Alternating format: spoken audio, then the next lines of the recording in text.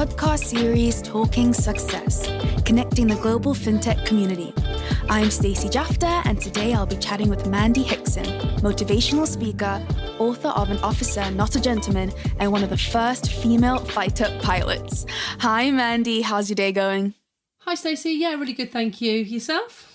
Good. How's the last couple of months been for you? It's been a bit of a roller coaster. We call it the Corona coaster in our house, but yeah, we managed to get away just for a week of holiday, which was nice down on the south coast of England. So yeah, that was what I needed as a little bit of a break. But yeah, I'm just pleased that my child has gone back to school at the moment, so I'm in celebratory mode, and I hope long may that last. Less to juggle, I assume. Yeah, absolutely.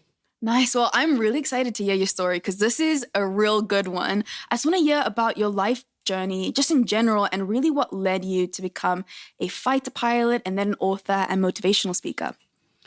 Well, how long have you got then, Stacey? We could be here Give for it to me, hours Mandy. and Come on. Yeah. So basically, my grandfather was a pilot in the Second World War, and I grew up hearing his stories. But at the time, women or girls were not allowed to join the Air Force or be pilots.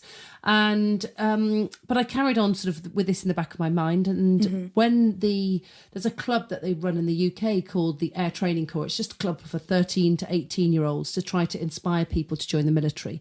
And they opened their doors to girls. And I was 13 years old, and I signed up and joined, and I flew there. At 13? At 13, yeah. And it's just sort of an after-school club that you can go to in the evenings twice a week. And I went along to this, and you have the opportunity to fly. And I flew, and suddenly when I flew, I thought, oh my goodness, this is what I want to do. And it was almost like you had lit this fire within me. But the doors were still shut because technically pilots were all men still. So I carried on to university, and it was while I was at university, that was my second year, and they changed the rules and they suddenly opened the doors to women, and that was all I needed. I sort of could jump through like Usain Bolt, taking off the starting blocks. And I applied to join, and then went along to the selection process to join the RAF as a pilot and an officer, and I failed all the tests, sadly, which was not so good. Wow. And yeah, I took them a couple of times. You can only take them twice in your life, so I waited a year, took them again, I failed them all again, and technically that should have been the end of my journey there. But yeah, with a lot of help and other people believing in me, I was very lucky that I had the support around me, and people spotted the talent that I had, not just for a computer program, but actually proved in the air as a pilot, and they went the extra mile for me. What kept you going through those times where you weren't really passing those tests? Well, it was very interesting, really, because when I joined a club at university, again run by the RAF, called the University Air Squadron, and there was a gentleman there, the boss of that squadron, and when I came back and said I'd failed, he was sort of quite shocked, and he said, well, never mind, you can take them again. I took them again, and when I failed them the second time, he said, well, that just proves that the system is flawed. And he said, I think there's something wrong. And actually, he took it higher up the chain of command, and he said, well, hold on a minute, we've got a very talented aviator here, or aviatrix as we should be called, and she's not passing the tests. And basically they looked at all the statistics, and they found that about 70% of women that were taking the tests were failing them, compared to almost the inverse proportion of men that were passing them. And they said, well, hold on, maybe these tests are designed by men for male pilots. And they actually made them look at their system, and they'd also been designed almost in the Second World War, and the aircraft that we were flying were not representative of what the actual aptitude tests were testing as well. And so they looked at the tests, and they actually went back to the starting blocks and redesigned the tests, and which I think is really forward looking, that, you know, rather than just saying, no, the tests are right, they actually looked at it and said, well, maybe we need to change. And I think it's a really good example for any business when they have been doing something for a long time, and perhaps somebody comes along to challenge that they are, rather than just, you know, shutting them down, they actually look at their process and their protocols and say, well, maybe we need to update them as well. In what ways were they looking at the tests and seeing this was more male orientated?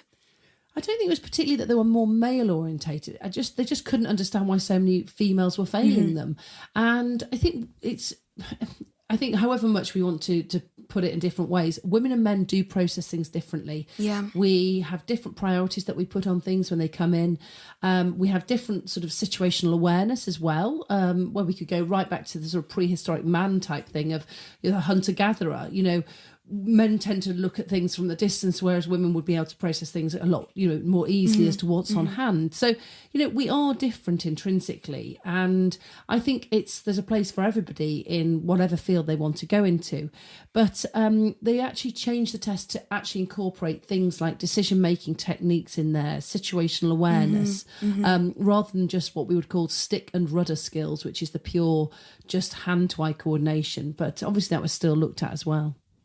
That's awesome. And that's awesome that you were part of that movement as well. In what other ways do you think this can be applied in a corporate setting? Well, I think rather than just taking the blanket approach, and I know that we get a lot of people applying for jobs and they therefore feel that they've got to put them through some sort of testing, psychometric testing first.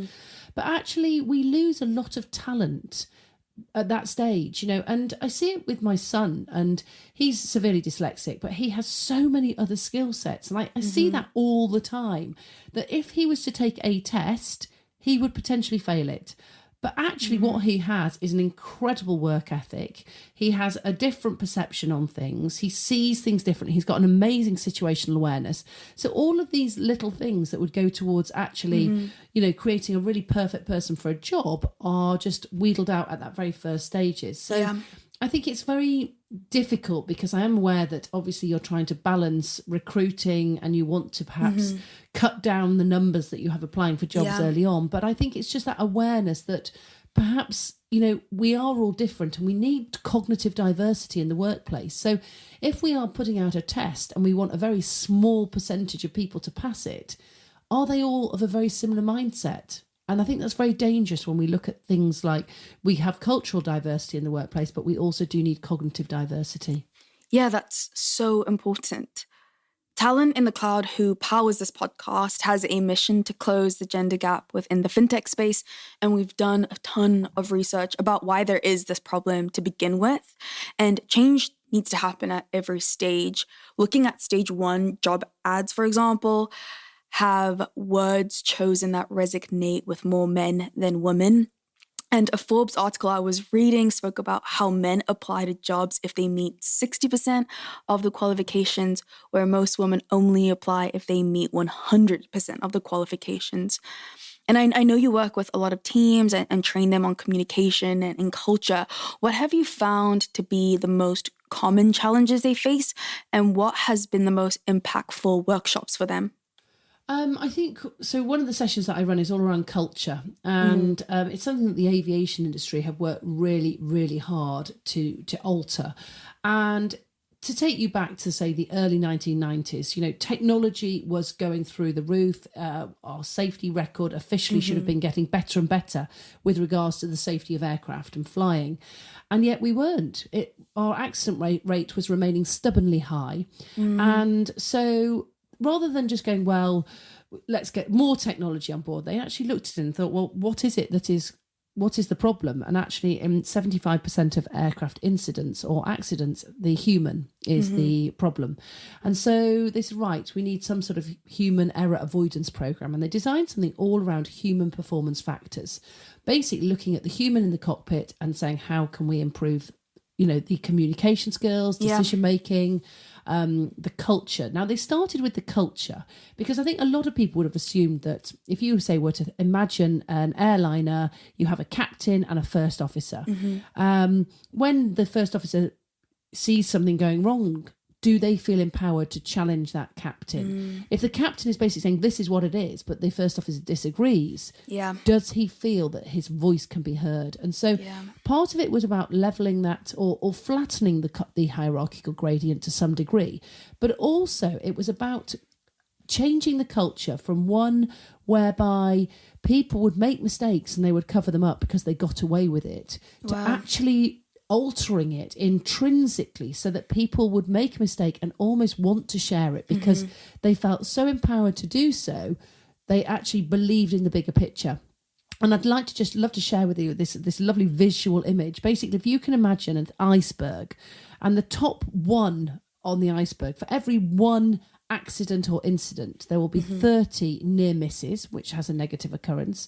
But underneath the waterline, that whole bottom, surface area under the waterline is about 300. So 300 times something has happened, but people got away with it. Now, if you could find out what the mistakes people were making, those high incident, low risk incidents, and basically get people to start talking about those mistakes, then you can hopefully be more proactive in your approach rather than always responding to when things go wrong. Yeah. And so actually to talk about the culture is really, really important, to actually take people back and say, what is the culture? I mean, what even is, how would you describe culture then, Stacey? It's a funny word. So I'm going to ask you now, how would you describe culture? Could you describe it? Oh, wow. Okay, to be honest, the first thing that pops into my mind are cultures within South Africa. It's just a topic we speak about quite a bit. But looking at corporations, or specifically within Talent in the Cloud, we talk a lot about what our mission statement is, what our values are. And I think that has really molded our culture. We work together as a team a lot. And again, it's really impacted by the meetings we have when we talk about what we want to improve on and what the bigger picture looks like.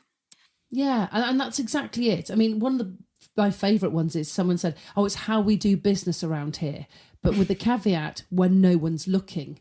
Because we can all behave in a certain way, can't we, when we've got someone senior in the room or someone looking over your shoulder. But do we behave in exactly that same way when we are by ourselves, when no one is looking over your shoulder? And I think it couldn't be more relevant to the scenario we're finding ourselves in with lockdown, where a lot of people are now working from home. And ultimately, there was all this chat before lockdown started of, could people work from home? Would people just sort of get away with it, not put the work in? Well, they found that productivity has gone through the roof in many industries because culturally you've got the right culture and people want to be doing the right thing. And I just think it's, a lovely concept. It's how we do business when no one else is looking.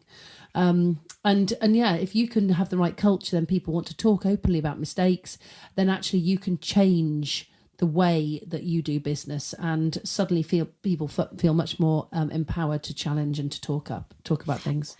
As a leader, how do you encourage your team to own up to their mistakes? Do you lead from the front? Do you sit your team down and have a meeting about this is the direction you want to go in? I think the debrief is a really good starting point for that. So something that we do in the world of aviation, every single time we fly or, any sort of trip, we always debrief it afterwards. And we set out some really clear objectives and scope beforehand. And then basically we pinpoint about 3 or 4 elements that we want to talk about, which have basically been brought out by looking at sort of like either a timeline or coming up with the facts. And then we run through the debrief funnel. We ask the facts, what happened, why did it happen? But most importantly, trying to get to the how can you be better? And often it doesn't have to be led by a leader, but sometimes you find that if somebody in a position of authority or a leader would stand up within that debrief and actually say, I made a mistake, showing vulnerability, showing transparency, and actually showing that role modelling what the behaviours that you want to be exhibited from your team. And the best example I had of that, I was flying with the Red Arrows. They're the formation team of the Royal Air Force. And the 9 ship of Red aeroplanes, the Hawks. They're phenomenal, an amazing high performance team. And just on my very last trip in the Air Force, they'd said, well, come on and you can come and fly with us. And I sat in the debrief afterwards, having served in the Air Force at this point for 16 and a half years, sat in the debrief thinking, I know all the way about how debriefs work. And basically, Red 1, the leader, stood up and went, so I made a mistake at this point. And instantly you could sense that whole role modelling of behaviours. And actually everyone was putting their hand up to mistakes. There was ownership, there was accountability. And I think that's just so important as a leader that is something that you do. I love that. We were also chatting about different leadership styles and the ways you can empower your team to be independent and them also become leaders. How do you suggest or what tips do you have for people encouraging their team members to become leaders as well? So I think when people start on their leadership journey, often they're sort of like in a bit of a transactional leader, at sort of the pay to do the job, get on with it. But you're trying to take somebody from that transactional stage to a transformational leader. Now, that's a very different place. Now, there's so many different styles out there, autocratic, democratic, that laissez-faire sort of leadership. But the one that works for me is that one that basically sort of a journey that you can imagine yourself on.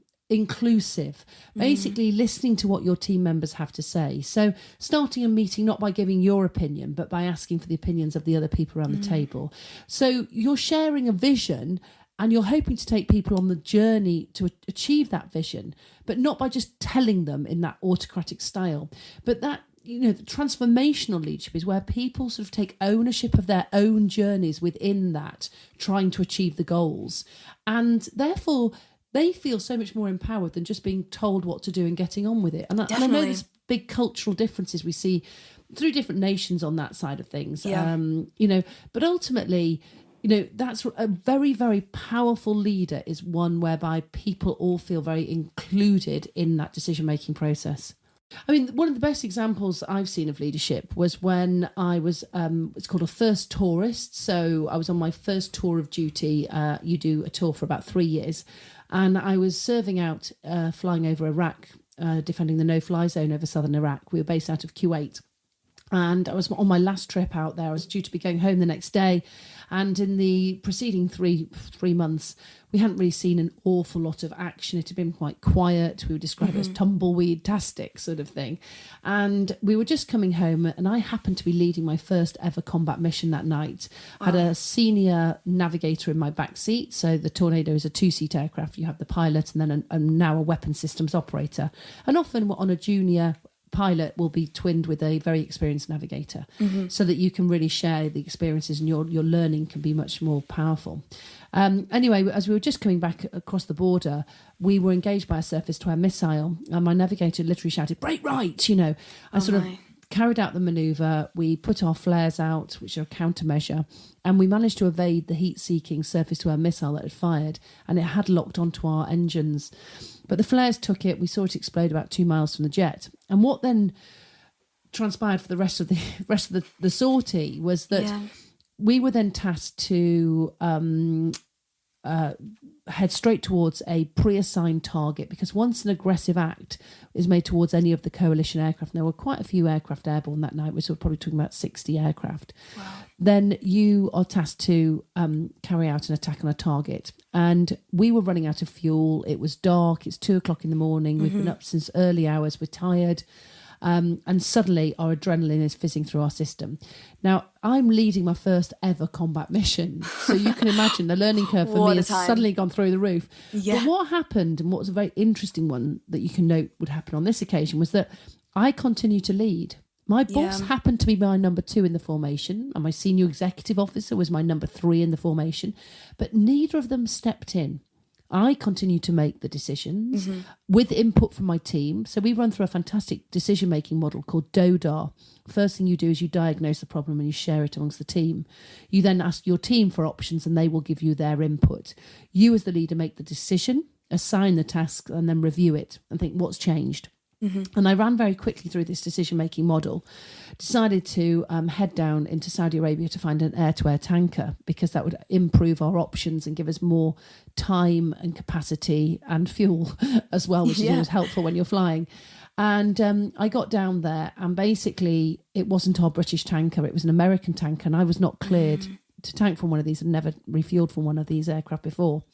I had one attempt, and then actually I realised very quickly that I wasn't going to be successful. And my navigator sort of said to me, "Press on." And it was in this moment where I thought, gosh, if I do carry on, it's going to prevent the rest of my team from having a go. And I had a job to do that night. If it didn't involve me due to my lack of skill, training or experience, then I had other people more qualified. And so I overruled a very experienced navigator and I moved across onto the wing.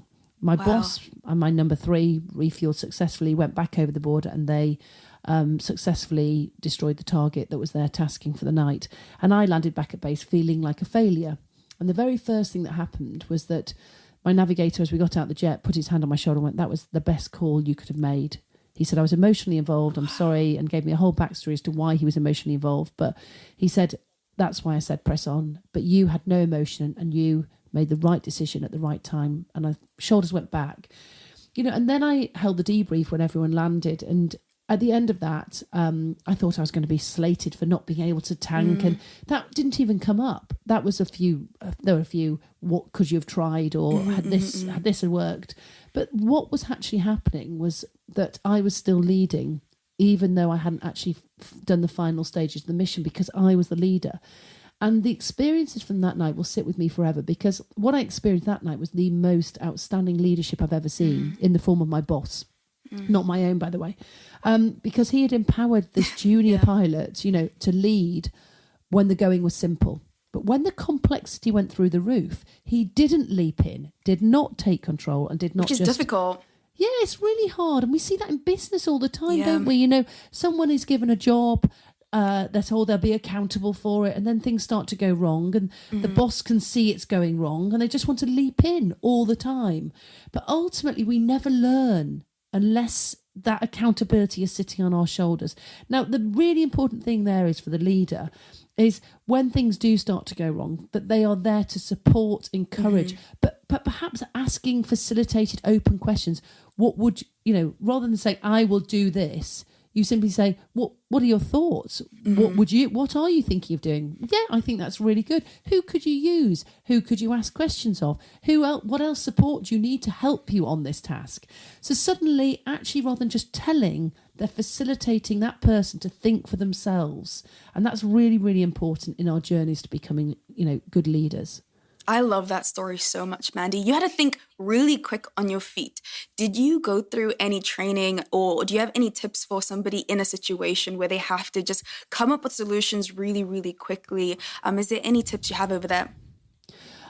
So the reason we can do that is because we are trained. So we do a lot of time in things like simulators, whereby they will throw emergency after emergency at you. Yeah. We will practice so many different things. So all I can say is, you can't obviously train for every scenario. Yeah. You can't do that. But what you can do is give yourself different scenarios and see how you would react to them. So, it depends. I mean, for example, no one would have foreseen COVID coming up, perhaps. But actually, when you break it down, perhaps there were signs that a pandemic was the next major emergency that's going to happen. So, as an organisation or as a government, would you therefore start practicing for that? Would you have actual practice sessions? What will we do in the event of?